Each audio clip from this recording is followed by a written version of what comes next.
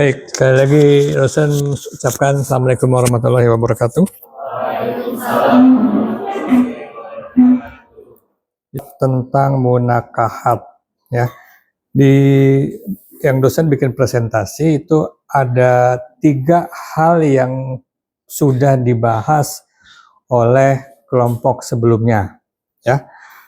Pertama adalah kelompok hadis. Siapa yang membahas kelompok hadis? Rahman dan Ali. Orangnya ada? Dua-duanya nggak ada. Apa yang dibahas waktu itu? Yang kalian lihat di presentasi dan presentasinya ada di drive. Dia membahas 3 hadis. Salah satunya adalah larangan menikahi tante. Ya. Jadi membahas bab munakahat ini secara fikih itu mengkotak-kotakan pembahasan untuk menjadi fokus membahas. Tetapi kalau kalian belajarnya dari bab hadis, itu membahasnya juga dari A sampai Z, yang mana yang menjadi bab munakahat. Kalau di bab hadis pun, kalau di kitab hadis pun terkelompokkan. Terus kemudian bab akhlak. Siapa yang bahas bab akhlak? Ya. Nah, jadi salah satu yang kalian tulis di bab akhlak itu adalah kalau kita ya, jadi kalau bicara tentang agama Islam itu enggak juga kalian, dosen juga ya. Kalau tidak membahas kegiatan transaksi operasional keseharian tanpa mempelajari pendidikan agama Islam dengan lengkap, dalam, banyak, ya, itu ujungnya akan menjadi ikut-ikutan. Di yang kalian bahas itu, jadi kaum non-muslim mereka mau mempunyai kegiatan yang harus diikuti tanpa mengganggu urusan ibadah, ya. Jadi kegiatan yang dia lakukan dia mau diikuti. Jadi kalau kita nggak punya ilmu tentang agama Islam, itu namanya ikut-ikutan, ya. Jadi tidak bisa masuk ke dalam bab ibadah. Terus kemudian bab sholat, ya. Bab sholat siapa? Fikih sholat. Al-Ankabut ayat berapa yang kalian bahas? 45. Ya. Itu ada yang apa? Inna sholati, bukan inna sholati wa nusuki. Itu doa iftitah.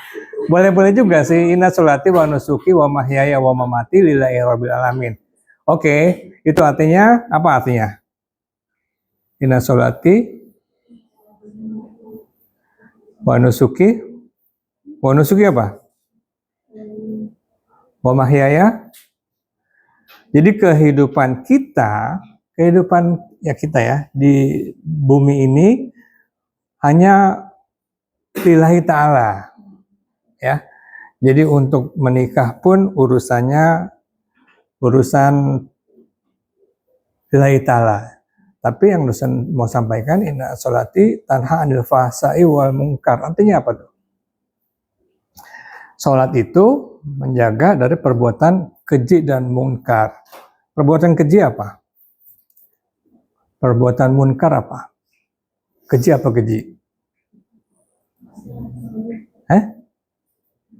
Kalau munkar itu diartikan sebagai kegiatan yang merugikan orang lain. Ya. Kalau keji ya, itu artinya merugikan diri sendiri. Ya. Berzina itu yang orang lain nggak merasa dirugikan, ya. Kalau kalian melihat pembahasan, apa ruginya buat saya? Ya, itu urusan dia. Urusan apa ruginya buat Pak RT, buat Pak RW.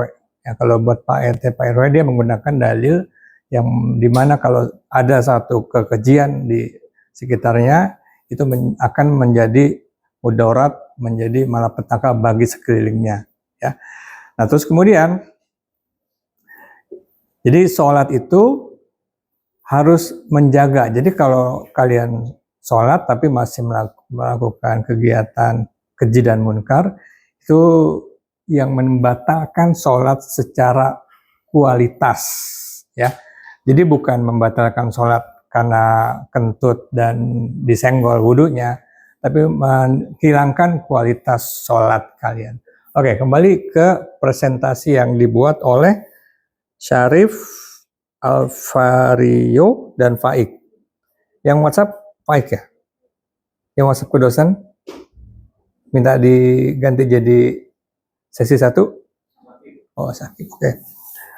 Oke ya, coba dari awal. Saya lupa. Dari awal. Oke. Ini benar nih, ya. Munakahat berasal dari bahasa Arab, akar katanya nun, kaf, ha. Ya.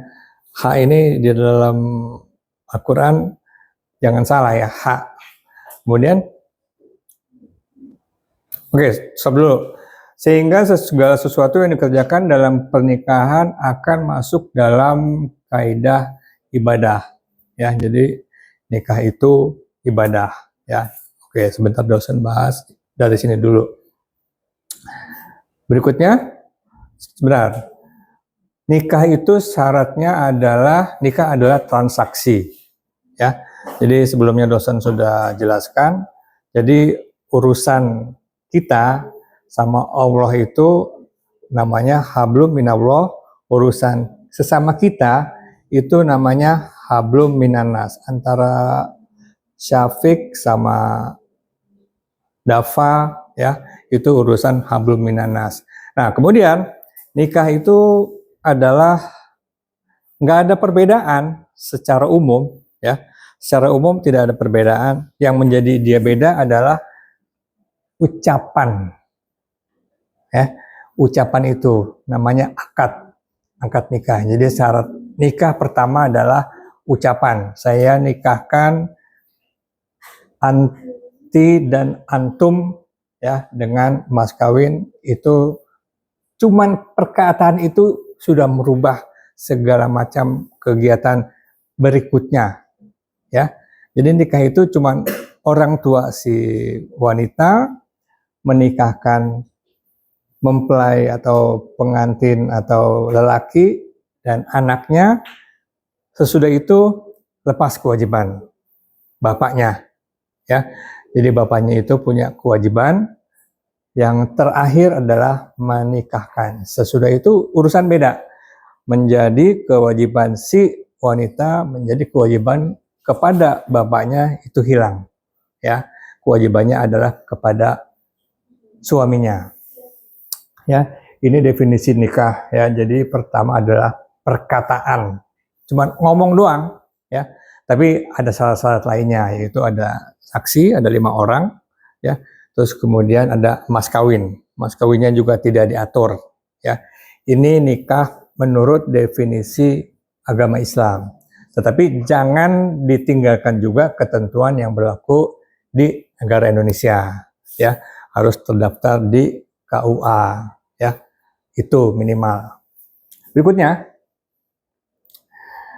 kemudian mengutip fikih munakahat oleh R. Dahlan, meminang, menikah, talak, ya. Nah, kemudian lawannya nikah adalah bercerai. Bercerai juga berdasarkan omongan si suami, ya. Jadi itu nggak pakai pendaftaran di KUA lagi pada saat si suami menyatakan bahwa kamu saya ceraikan. Tanpa saksi pun sudah sah dan sudah menjadi berubah status dia sebagai istrinya.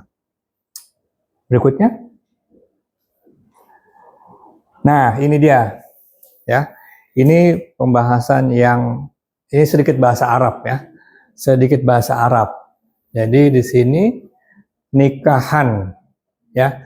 Nikahan, kemudian orang-orang yang tidak mampu menikah, la alladzina nikahan, ya. Nah, jadi gini, ya. Ini cuman dosen nggak pas bahasnya di sini. Nah, ini An-Nur ayat 33 ini artinya nggak seperti ini deh. Coba ada yang bisa buka deh. Coba dibuka deh. An-Nur ayat 33 ini nggak sampai sini. Oke, cuman sampai titik ini ya. Betul nggak? Ya. Ada yang udah buka? Jadi ini tambah ini. Antara lain menghindari perzinahan dengan cara berpuasa, olahraga, menghindari waktu luang tanpa ada yang dikerjakan, menyibukkan diri dengan belajar beribadah. Ini kalau zaman sekarang menghindari waktu luang nggak ada. Ya. Kalian nggak pernah punya waktu luang tanpa lepas handphone. Betul? Jadi waktu luang itu di angkatan kalian itu nggak ada kecuali kalau kapan nggak lepas handphone? Tidur ya. Kalau orang nggak ngapain itu masalah itu. Kalau kalian lihat siapa aja yang lagi duduk bengong gini kan, madep sana madep sini masalah ya. Nggak gelisah juga, ya pasti dibilang gelisah, pasti dibilang bengong ya. Siapa namanya nih? Kamu lagi lihat apa? Lagi lihat apa? Oke. Ya. Jadi kalau di sekarang ini kalau nggak ngapa-ngapain itu gelisah. Selain gelisah apa? Cemas. Kalau bahagia nggak ngapa-ngapain gimana ekspresinya? Senyum sendiri-sendiri juga masalah itu. Kalau yang paling ternormalisasi orang nggak ngapa-ngapain dengan cara pegang handphone, ya. Apa yang dilihat oleh si pemegang handphone itu bagi orang-orang seangkatan dosen kalian ini bilang handphone melulu ya urusannya apa. Padahal sesudah COVID itu orang kuliah melalui handphone, ya. Yang paling ternormalisasi itu adalah kalau orang lagi berdiri-diri sana sini sambil pegang rokok, ya. Itu dianggap bener loh. Apain? Lagi ngerokok, ya. Padahal ngerokok itu nggak ngapa-ngapain jadi masalah. Oke, tapi kembali ke sini ya. Nah ini ya, jadi ini pembahasan yang sudah bertambah. Jadi artinya cuma sampai titik itu aja. Jadi kalau nggak bisa menikah, ya oke. Berikutnya.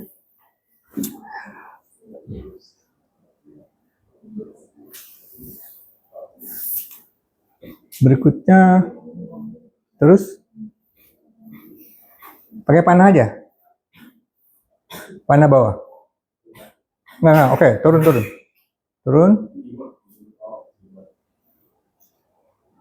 Oke, masalah menurut penerapan ya. Tunggu dulu. Ya. Jadi ini pembahasan tentang bagaimana cara memilih pasangan ya. Jadi jangan di sini jelas nggak apa yang disampaikan? Memenuhi hak dan kewajiban, pelaksanaan nikah yang sah dan tercatat, berdasarkan agama dan akhlak. Jadi kalau memilih istri, calon istri atau calon suami itu ada 4 kriteria. Ya, bahasanya benar atau enggak. Pertama adalah Islam itu yang keempat.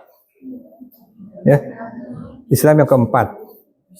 Ya, apa yang dia punya, apa yang menjadi warisan, apa yang menjadi ini di presentasi dosa ada yang keempat. Jadi agar dihindari hal itu nanti supaya jadi tidak menghambat pernikahannya. Jadi kalau apa yang dia punya, lelaki melihat wanita apa yang dia punya sebagai fisiknya, ya. Tapi zaman sekarang itu apa yang dia punya juga dilihat apa yang dikerjakan. Yang kalian lihat ya laki-laki ya, fisiknya itu akan berubah, ya. Dalam waktu 10 tahun akan berubah, ya. Kemudian apa yang kalian lihat, apa yang dia kerjakan sekarang itu juga akan berubah. Yang perempuan juga melihat laki-laki, apa yang dia miliki sebagai mata pencahariannya, ya, kemungkinan besar akan berubah. Terus kemudian harta keturunan warisan, ya, bibit kalau bahasa Jawanya, itu juga akan berubah, ya. Kemudian yang tidak berubah adalah akhlak, ya. Dan yang laki-laki kemungkinan bisa berubah kalau kalian tidak ngajarin si istrinya, ya. Yang ketiga, ini dosen lupa. Berikutnya, masalah menurut beberapa artikel jurnal, ya, campur tangan dari keluarga, orang ketiga, masalah ekonomi. Campur tangan keluarga itu yang baik, ya, itu adalah beda genre, ya, beda angkatan, beda umur, ya. Jadi umumnya itu orang tua dari pasangan itu lebih tua dari pasangan.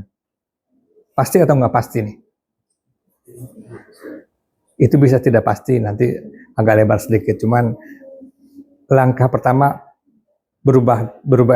Langkah pertama adalah perbeda dulu, ya. Beda angkatan itu maksudnya dalam arti khusus pada saat cara memandikan bayi, cara parkir motor, cara parkir mobil, cara taruh remote, ya. Itu berbeda tuh cara pegang handphone. Itu antara orang tua sama anaknya itu berbeda. Terus kemudian orang ketiga di sini diartikan sebagai positif, biasanya si ibu atau bapaknya anak itu di awal itu merasa kehilangan, ya, pada saat anaknya sudah menikah. Kemarin masih diantar jemput, besoknya sudah menikah tidak bisa diantar jemput lagi karena sudah bukan menjadi kewajiban. Nah, terus kemudian itu salah satunya. Kalau yang selingkuh apa segala itu nggak usah dibahas, itu memang udah salah, ya. Ketiga, masalah ekonomi, ya. Masalah ekonomi itu secara umum yang sudah dikuliahkan di pendidikan tinggi itu salah satunya adalah menjadi takut untuk menikah karena masalah yang dia pelajari menjadi masalah bagi dia sendiri, ya. Takut kehilangan duit, takut nggak dapat duit, dia lupa akan segala macam itu sudah menjadi jatahnya, ya, menjadi rezekinya, ya. Berbeda dengan apa yang kalian pelajarin, ya. Jadi kalau diingat lagi 20 tahun yang lalu, nggak 20 ya, 18-17 tahun yang lalu, kalian itu udah dikasih secara umum ya, mungkin salah, udah dikasih kasur, ya. Ini kasur buat Bambang, nggak ada Bambang di sini kan? Ini tempat tidur buat Bambang nih, ya. Bambang itu nama samaran, ya. Tempat tidur buat Bambang, ya. Kamar buat Bambang, ya. AC dibeliin buat Bambang nih biar dia kagak kedinginan. Baju, ya. Berarti dia fokus, ya. Itu dosen secara tidak langsung ngetes, ya. Ini dosen, bukan dosen, ini si Bambang mesti dibeliin baju, dibeliin sepatu. Walaupun bapak ibunya udah banyak baju, udah banyak sepatu, dibeliin juga, ya, dibeliin khusus, ya. Itu semua rezeki yang si Bambang kagak minta, tapi udah dikasih, ya. Tetapi kalau bapaknya ahli hukum, ahli ekonomi, ahli apa lagi? Ahli matematika, si Bambang nggak bakal diajarin ilmu-ilmu itu oleh bapaknya. Jadi ilmu itu tidak bisa diwariskan. Untuk bapaknya IP-nya berapa? Bapaknya IP-nya 3,5, nggak bisa otomatis anaknya juga 3,5. Bapaknya kuliahnya Vkom, ibunya Vkom, si Bambang nggak bisa otomatis, ya. Jadi urusan ekonomi semuanya sudah ditentukan. Bambang nggak minta, ya. Oke, berikutnya. Jadi jangan khawatir untuk memberikan nafkah, ya. Berikutnya ini cuma pengulangan doang. Oke, ke PPT dosen. PPT dosen mana? Ya itu. Di slideshow. Sampai sini ada pertanyaan nggak? Oke. Berikutnya. Sebelumnya apa? Sebelumnya. Oke, sesudahnya. Ya. Jadi membahas pernikahan itu ini dosen menggunakan rujukan silabus semester sebelumnya. Ya. Jadi dosen pelajari pembelajaran pernikahan itu memang pas untuk kalian ketahui ya secara formal. Kalau enggak dipertemukan di kelas, pembahasan pernikahan bisa dari sana, bisa dari sini, bisa lebih banyak, bisa lebih sedikit, bisa sumbernya katanya, bisa sumbernya menurut hal yang benar. Nah, ini kesempatan untuk dosen menyampaikan hal yang menurut ketentuan di silabus harus diajarkan. Ada disclaimer ya. Hal ini pun dosen mungkin nggak ngajarin ke anak dosen ya. Jadi mengulang pembicaraan tadi. Jadi kalau kalau orang tuanya dosen, kemungkinan nggak akan diajarin ke anaknya ya. Si anaknya juga kemungkinan nggak mau terima pembahasan dari bapak ibunya yang dosen itu ya. Tapi ini sebagai bagian dari tugas dan dosen bilang bagian dari dakwah, dosen sampaikan. Ya, jadi tujuan pembahasan itu buat kalian adalah bekal buat kapan kawin nih? Hah? Kapan kawin itu pertanyaan yang menyebalkan, tapi itu memang hal yang harus dihadapi. Ya. Dan itu bisa tidak pasti ketentuannya seperti kalian kuliah. Kalau kuliah umurnya udah jelas, umur 18, 19, 20 itu mulai kuliah. Kemudian kalau nggak masuk ke kriteria nggak kuliah sekarang, ada gap year, sibuk dan sebagainya, itu hal yang nggak harus ditanyakan. Tapi kapan kawin itu yang harus diikutkan ke dalam program kalian hidup, ya. Kalau cuma program kuliah kan jelas. Kuliah kapan lulus? Nah, oke, udah ada jawabannya, 8 semester. 8 semester yang kurang ya. Kalau kurang kita yang ditanyain. Jadi kapan kawin itu mesti dipantek tuh, kapan kawin. Terutama kalau nggak laki-laki nggak perempuan, dua-duanya memang punya hak untuk menentukan ya, baik secara langsung tidak secara langsung ya. Jadi ini bekal untuk yang tadi dibahas itu di surat An-Nur itu ya. Jadi antara kawin, antara nikah, antara seks, antara zina ya, itu adalah hal yang melekat ya di bagian kehidupan kita sebagai umat ya, kita sebagai manusia. Jadi ini sebagai bekal buat kalian. Buat yang nggak kalian nggak apa-apa ya. Tetapi untuk mengetahui, karena ini fikih munakahat ini bukan hal yang sesekali aja kalian pelajari, tetapi harus melekat ya. Ilmunya, pengetahuannya mesti melekat, diketahui secara seksama ya. Berikutnya, sebelumnya ada yang lewat sebelumnya. Ini ya. Jadi kodrat kita sebagai anak ya itu cuman sementara. Dosen beberapa kali mengulang-ulang berapa lama jadi anak. Ya, yang kerasa kalian sebagai anak berapa lama? Ada 10 tahun? Dari umur 0 sampai umur masuk TK itu kayaknya nggak kerasa ya. Apa yang terjadi saat itu kalau diomongin juga nggak inget-inget juga ya. Kalian menjadi orang yang punya akal ya, bahasanya memang seperti orang yang punya pengetahuan itu baru dimulai kira-kira umur 10 ya. Di bawah umur 10 itu kebanyakan jalan aja masih dituntun, naik tangga dituntun ya, naik sepeda ditungguin, nonton TV juga ditungguin, itu jadi masih perlu pendampingan orang tua ya. Jadi secara kodrat kalian itu ada pada proses yang belum mulai, terutama kalau dihitung secara umum mereka yang kuliah itu belum mulai hidup karena masih tergantung sama orang tua ya. Ini dosen bicara di kelas ini reguler, bukan kelas karyawan. Kalau kelas karyawan di semester 1 omongnya juga ada beda ya, karena dia sudah keluar dari dunia anak-anak, lebih nggak harus balapan tapi berbeda jalur ya. Jadi saya sebagai anak-anak itu cuma sementara ya, kalian masih sebagai titipan orang tua kalian ya, terutama dalam urusan duit ya, dalam urusan keuangan, jadi tadi cerita Bambang tadi itu urusan tempat tidurnya, urusan AC-nya. Kalau AC-nya nggak dingin, bisa betulin? Mau tidur aja AC nggak dingin, bilang mah nggak dingin. Terus kenapa nggak lu telepon sendiri aja tuh Bang AC? Ntar yang bayar siapa? Itu pertanyaan-pertanyaan itu terjadi ya. Lapar ya. Kalau lapar bingung ngapain? Ya makan.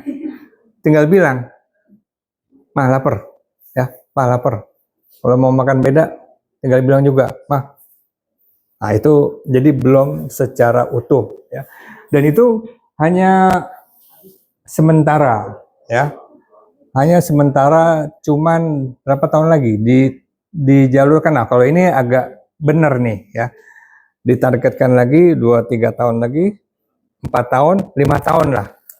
5 tahun itu secara umum sudah S1 itu udah harus selesai urusan menjadi anaknya. Walaupun ada yang nggak selesai juga ya. Tapi paling nggak secara umum, kalau ada yang menyimpang itu nggak apa-apa. Ya.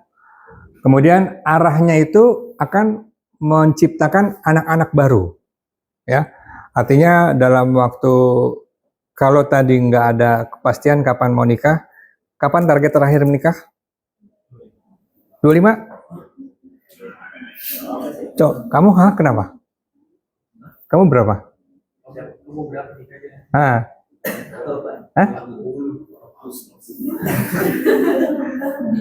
Jadi dia udah betul ya. Bilang 25 itu udah betul. Kapan lampu merahnya? Lampu kuning. 28. Ya oke, insya Allah itu akan terlaksana ya. Jadi sekali lagi, ke kondisi anak-anak itu memang cuman sementara. Jadi kalian itu diciptakan atau tercipta bukan untuk jadi anak-anak, tetapi untuk jadi orang dewasa. Kalau dipelajari sebelumnya, atau kalau dipelajari atau diamati, ya, diamati sebelumnya, yang menghambat kehidupan berkeluarga itu antara lain alasannya adalah sekolah, ya. Jadi kalau dilihat sebelumnya itu orang menjadi dewasa, enggak juga sebelumnya ya. Mereka yang sekarang dalam posisi berada di pedalaman sudah balik usia 12, 13, 14, 15 ya, itu udah nikah ya. Mohon maaf kata kalau kalian pelajari di rumah kalian, seperti misalkan ART ya, itu lepas SMP, bahkan SMP udah ada yang sudah siap atau sudah nikah sebelumnya. Oke, berikutnya. Jadi ini kesimpulannya sementara. Ya, siklus hidup itu menjadi dewasa 20 plus. Secara hukum aja di Indonesia, kalau udah punya KTP dia sudah dianggap sebagai apa? Orang yang bertanggung jawab atas dirinya sendiri. Jadi dia yang punya hak untuk menjadi baik, hak untuk menjadi benar, hak untuk menjadi kan tadi udah, oh salah belum ya, hak untuk menjadi juara ya, hak untuk berprestasi di usia 17 itu udah menjadi hitungannya sendiri ya. Kemudian hak untuk berkeluarga ya. Nah, saya ada di mana secara fisik kalian sudah lengkap, sudah cukup untuk menjadi orang dewasa. Secara fisik, secara administrasi, apa yang menghambat, itu urusan lain ya. Berikutnya. Ya. Nah, ini yang tadi dibahas oleh kelompok Syarif Al-Faria dan Faik itu, masalah yang kalian hadapi atau masalah yang kalian temui menurut beberapa jurnal ya. Ya, yang menjadi penghambat orang itu adalah masalah ekonomi, karena secara lahir ya, orang itu diliputi oleh rasa takut, terburu-buru ya. Itu yang dijamin, tapi justru takut ya. Yang takut nggak makan, takut nggak punya rumah, takut nggak punya kendaraan ya. Itu sesudah mengetahui bahwa itu kebutuhan di kita ya, seperti itu. Takut nggak, macam-macam ya, tingkat kebutuhan ekonomi dan standarnya macam-macam. Ada yang UMR cukup, ada yang 2 kali UMR cukup, ada yang 10 kali UMR juga nggak cukup ya. Jadi itu hal yang muamalah ya. Tambah tahu malah tambah takut ya. Pendidikan udah tinggi bukannya menjadi bahan untuk persiapan, malah jadi bahan ketakutan ya. Yang di Fakultas Ekonomi sesudah tahu UMR, dihitung apa itu UMR dan apa itu kaidah UMR, wah, jadi malah ragu, malah risau, dan itu tadi galau, cemas ya. Oke, berikutnya. Nah, ini dia harta keturunan ilmu dan agama ya. Yang tadi dosen lupa itu tentang ilmu ya. Jadi orang yang berilmu itu dia tidak akan merasa rugi kalau ilmunya dibagi-bagi, dan itu yang kemungkinan tidak bisa hilang ya. Banyaknya ilmu, apa buktinya orang itu banyak ilmu? Apa buktinya? Bukan dari gelar S1, S2, S3, tapi dari omongannya ya. Berikutnya.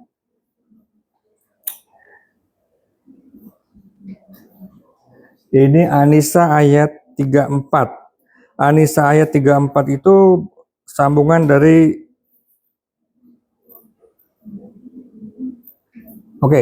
di dalam posisi di keluarga ya.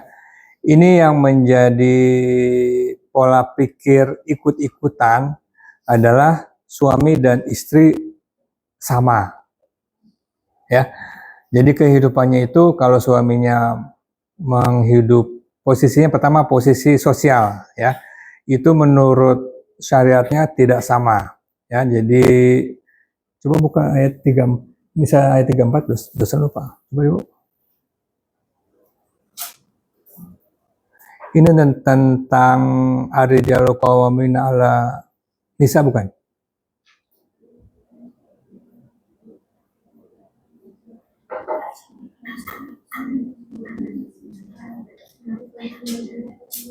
Apa itu? Arabnya apa?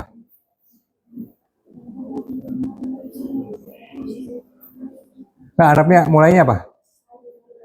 Ar-rijalu qawwamuna 'ala nisa ya. Nah, ini yang menjadi dasar bahwa laki-laki punya tanggung jawab yang berbeda dengan wanita di posisi dia sebagai keluarga ya. Diartikan adalah laki-laki sesudah menikah dia bertanggung jawab atas akhlak istrinya, atas ibadah istrinya.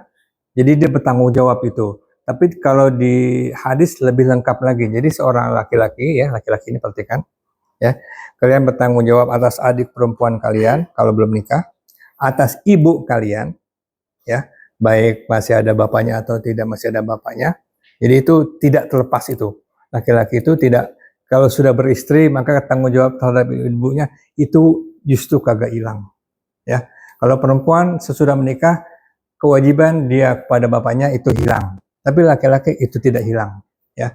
Jangan menjadi karena ada istri urusan ke ibunya jadi hilang, itu tidak. Yaitu ar-rijalu qawwamuna 'ala nisa. Terus kemudian ini artinya apa nih? Kalau tulisan begini, menurut kaidah matematis apa ya? Hah? Suami ya, lelaki lebih tinggi dari istrinya dalam tanggung jawab. Tadi tanggung jawab sudah disebutkan. Terus kemudian, nah kalau pada kehidupan sosial itu tergantung dan bagaimana, tergantung kebiasaan di keluarganya itu adatnya apa, sukunya apa, itu tergantung ya. Tapi itu yang jangan dibahas terlalu lama, terlalu panjang. Nanti adat Jawa gimana, adat Betawi gimana, adat Sumatera gimana, adat Melayu gimana, itu bisa beda-beda. Tapi mesti dikembalikan kepada An-Nisa ayat 34 itu. Lelaki tanggung jawabnya lebih tinggi. Kalau tanggung jawab artinya apa? Otoritasnya lebih tinggi, hak dan tugasnya juga lebih tinggi ya. Bukan cuman urusan ibadah dan urusan cari duitnya doang ya. Terus kemudian, nah tadi sudah dibahas ibu bagi sang pria. Di ini ada kisah apa tulisannya?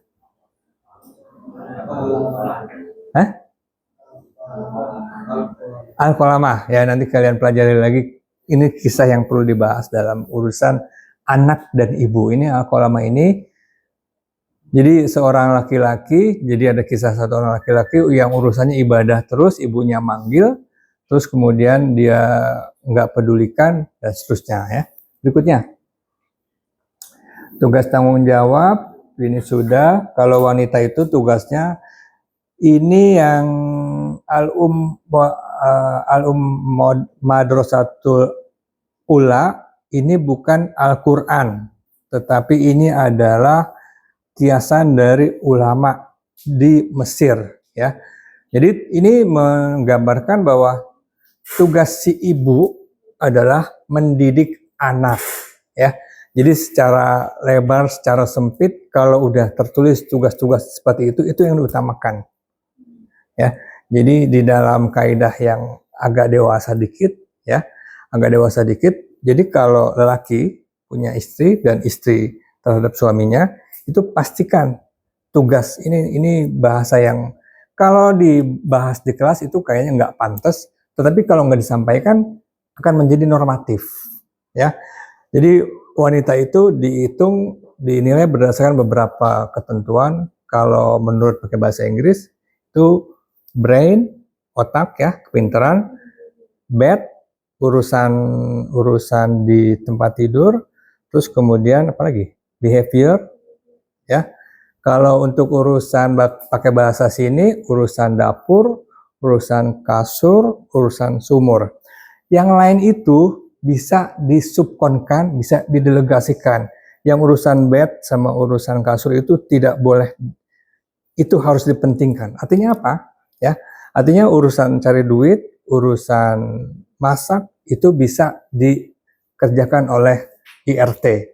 Jadi tugas wanita dan apa yang disediakan oleh wanita pada saat dia menjadi istri itu yang diutamakan. Ya, jadi jangan kalau jadi dosen pun menerima informasi ini rasanya belum lama ya. Rasanya belum lama itu maksudnya 20 tahun, dosen menikah sudah 20 tahun, 20, 25, 26. Rasanya baru kemarin ya. Jadi dinasihatkan ini seperti itu. Kamu kalau jadi wanita itu yang mesti dipentingkan. Jangan sampai lelah, jangan sampai capek karena urusan yang lain-lain ya. Apalagi sekarang kalau urusan IRT kan sebelumnya memang perlu IRT. Sekarang kan nggak perlu IRT karena udah banyak laundry kiloan, udah banyak pembersih rumah dan sebagainya. Itu yang mesti diperhatikan. Jadi tugas mendidik anak itu jangan dikasih ke babysitter. Babysitter urusannya ya memang urusan yang baku, yang keras, yang memerlukan otot, nggak perlu otak ya. Berikutnya. Nah, di dalam bab pernikahan ya, tadi kalian baca atau enggak, itu pun membahas tentang urusan yang tidak boleh dinikahi. Ya, yang sekarang pertanyaan gampangnya, boleh nggak nikah dengan teman sekelas? Hah? Nggak boleh. Banyak.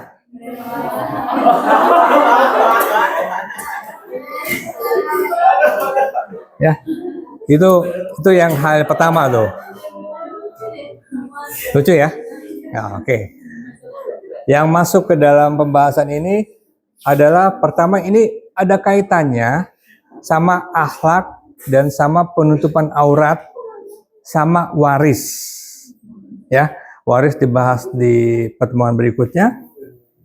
Ya, jadi mereka yang nama ayahnya sama, ya misalkan Bambang bin Budi, ya nanti adik kemudian bin dan seterusnya, itu yang perlu kalian bahas.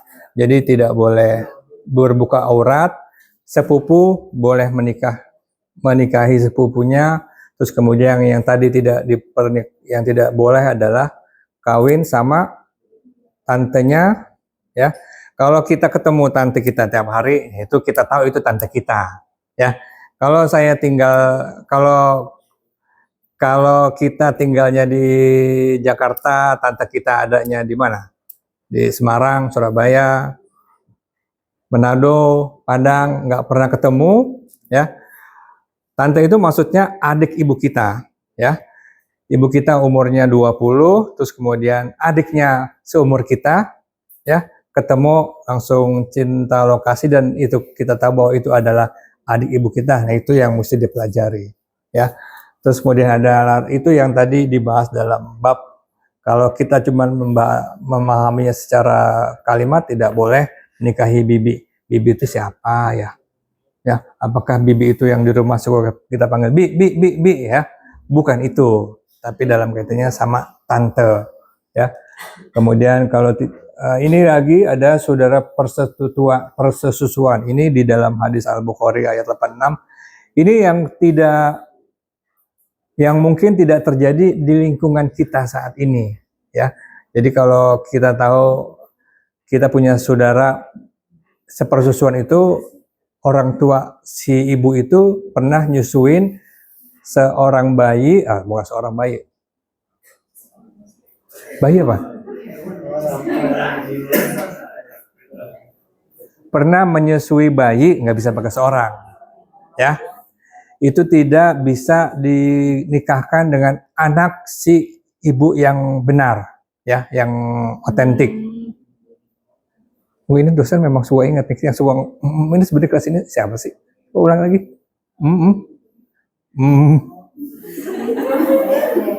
Karena kan habis di video kan di rumah dilihat lagi.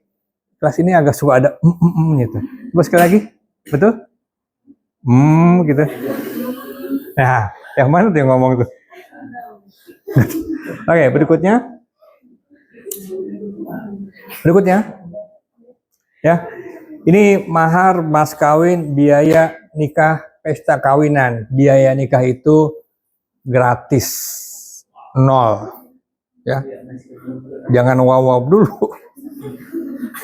Habis wow ada lam alif, hamzah, ya. Ya, biaya nikah gratis dengan ketentuan nikahnya dari jam 9 sampai jam 4 di kantor KUA. Ya. Jadi kalau kalian datang ke kantor KUA tidak hanya membawa pasangan, tapi di situ juga ada saksi, pasti ada saksi kan, ada yang orang kerja, jam kerja, itu memang gratis. Kalau hari sesudah itu ada yang nikah malam Jumat, malam Kamis, malam Senin, artinya jam malam, atau di hari Sabtu, hari libur, itu ada biaya transport minimal. Kalau nggak salah 800.000 atau 1.200.000, tergantung kebiasaan, ya. Terus kemudian yang biaya tambahan itu kalau mau KTP DKI, mau nikah di Depok, Tangerang, itu ada biaya tambahan. Nah, yang jadi urusan itu adalah biaya pesta kawin. Ya, itu jadi antara nikah dan kawin. Kalau kawin itu kawinan perlu ada organ tunggal, organ double, dan seterusnya. Perlu ada hiasan dan sebagainya. Itu yang membuat orang jadi takut kawin, ya. Tapi pengen nikah, ya. Dan jangan dinormalisasikan. Oke, berikutnya, ya. Nah, seks, ya. Seks itu adalah kebutuhan pokok, kebutuhan dasar dari tiap manusia yang Islam Ya, ketua kelas. Ada pertanyaan? Ya, seks itu adalah kebutuhan dasar, kebutuhan pokok, makanya disebut kebutuhan biologis. Artinya apa? Biologis artinya apa? Yang nempel di badan kita. Ya, jadi Islam itu mengatur urusan seks, ya, mengatur yang lebih jauh lagi, dan dosen nggak jelaskan ya. Jadi ini kebutuhannya itu kebutuhan manusia yang sebelumnya dosen sampaikan apa aja? 1, 2, ini kebutuhan seks adalah kebutuhan yang ketiga. Ya, pertama apa? Makan kedua. Pertama apa? Ini kalau buat soal UAS bener nih. Pertama apa?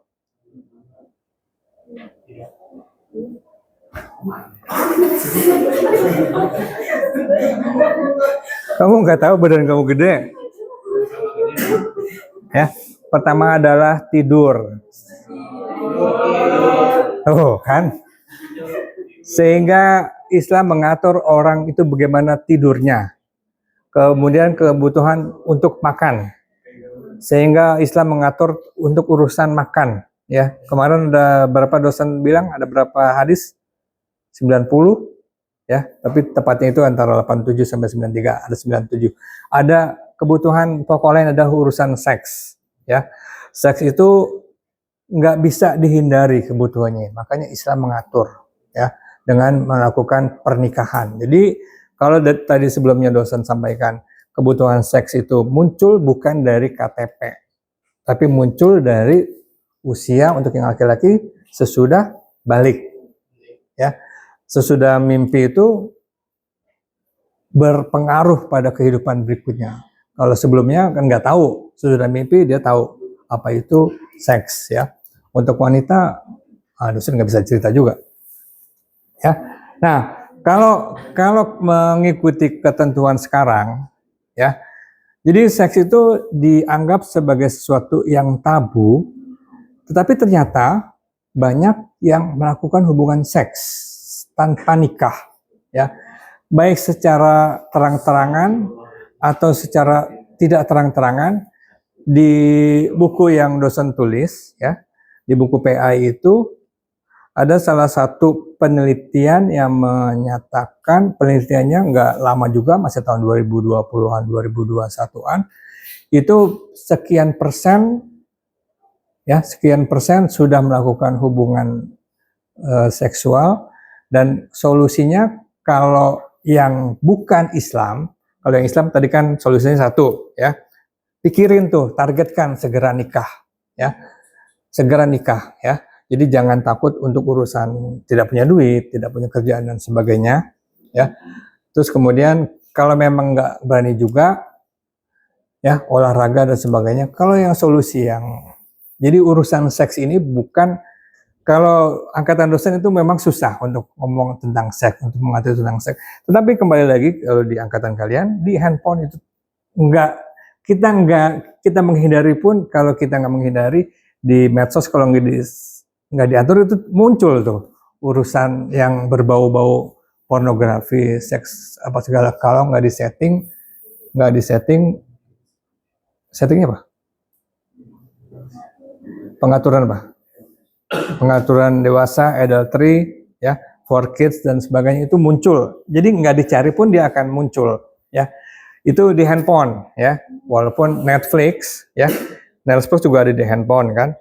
Itu kalau di 20-30 tahun sebelumnya itu orang di Indonesia agak susah melihat kehidupan seperti itu. Tapi sekarang itu bukan agak susah lagi, susah untuk menghindari, ya. Jadi zaman itu kalau kalian tahun 2000, ya, 2000 lahir 2003, 2005, 2007, ya, saat itu di handphone nggak ada film, di laptop juga nggak ada film. Jadi kalau untuk nonton film mesti pakai VCD, mesti pakai laser, mesti, apalagi pada saat zaman sebelumnya, mesti nggak didapati dengan mudah. Tapi sekarang didapati dengan mudah, ya. Berikutnya. Jadi di sebelumnya itu Jadi dosen ditulis itu kalau kufur, kafar itu seks itu bukan everybody, bukan everyone, tapi everywhere. Ya, ini walaupun nggak pantas diomongin, tapi itu akan menjadi pantas kalau tiba-tiba dia sudah hamil, ya, tiba-tiba dia sudah berzina, itu akan menjadi pantas, ya. Tapi kalau udah kejadian baru diomongin, makanya diomongin sebelum kejadian. Nah ini, ya, di e-book hadis Bukhari apa nih? Coba 1, 2, 3 yang baca tentang bahasa Indonesianya. Apa bacaannya?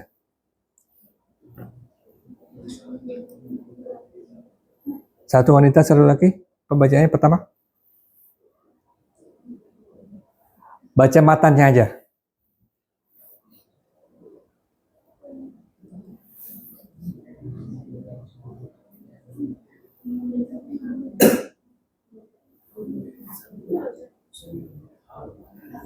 Ya, ini tadi yang dosen sampaikan, di sekarang ini sudah terjadi perzinahan secara terang-terangan.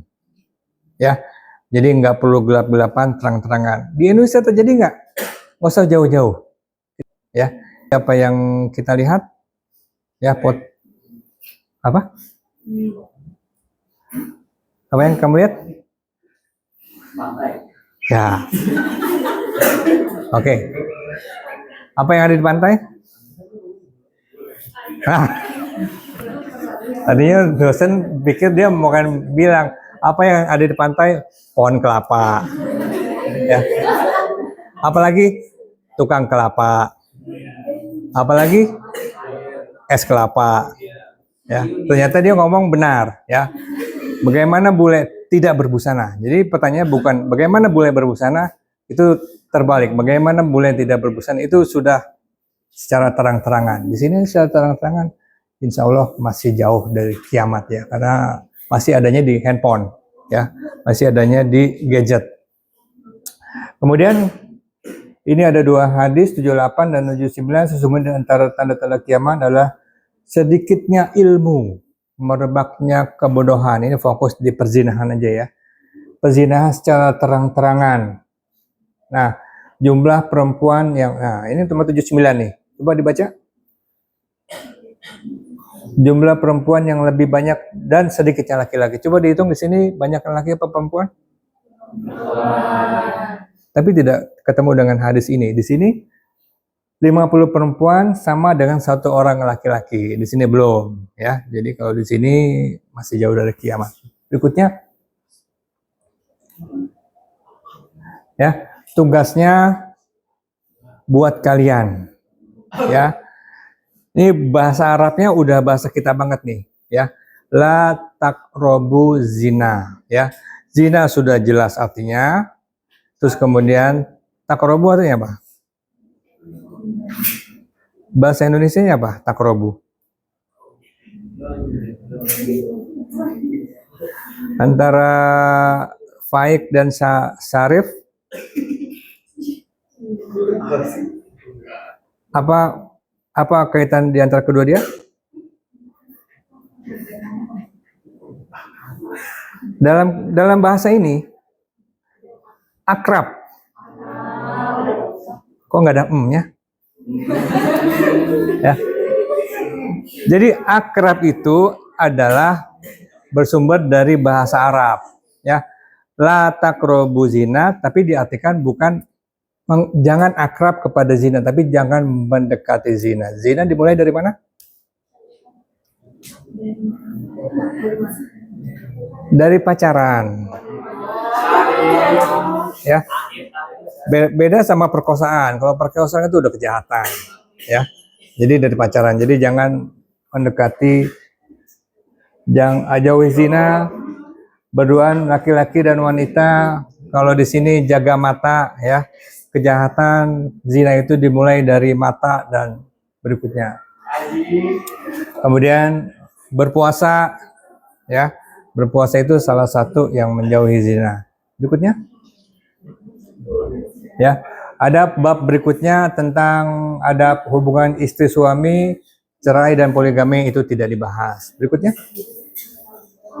kuliah selesai. Alhamdulillah.